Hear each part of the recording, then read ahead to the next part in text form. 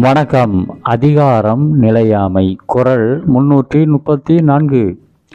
நாளன ஒன்றுபோர் காட்டி உயிரீரும் வாளது உணர்வார் பெறின். நாளன ஒன்றுபோர் காட்டி உயிர் ஈரும் வாளது உணர்வார் பெறின்.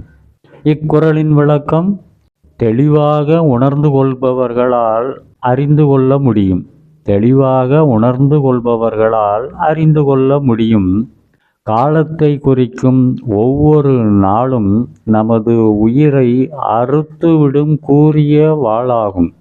காலத்தை குறிக்கும் ஒவ்வொரு நாளும் நமது உயிரை அறுத்துவிடும் கூரிய வாள் ஆகும் என்று வாழ்நாளின் நிலையாமை தன்மையை நுட்பமாக ஓமையுடன் கூறுகிறார் ஆசான் திருவள்ளுவர்.